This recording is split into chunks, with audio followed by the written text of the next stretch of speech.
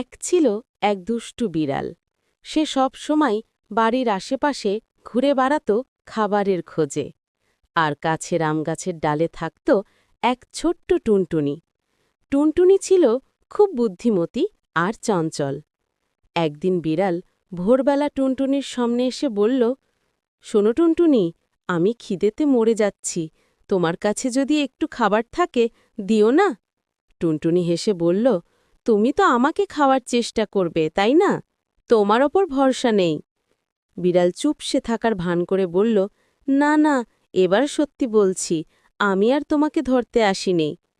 টুনটুনি বুঝতে পারল বিড়ালের চোখে দুষ্টুমি লুকিয়ে আছে। সে ভাবল, একে শিক্ষা দিতে হবে। টুনটুনি একটা বালতি ভরে রাখল পানি দিয়ে। তারপর ডালের ওপর বসে বলল, আচ্ছা বিড়াল ভাই, তোমার জন্য একটা উপহার আছে, চোখ বন্ধ করো, তারপর বলবো। বিড়াল খুশিতে চোখ বন্ধ করল। ঠিক তখনই টুনটুনি ছাদের ওপর থেকে বালতির পানি ঢেলে দিল, ঝাপ। বিড়াল ভিজে নাক মুখ গোমড়া করে পালিয়ে গেল।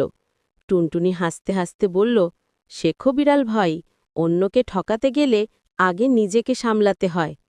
এরপর থেকে বিড়াল আর কখনো টুনটুনিকে ফাঁকি দিতে আসত না।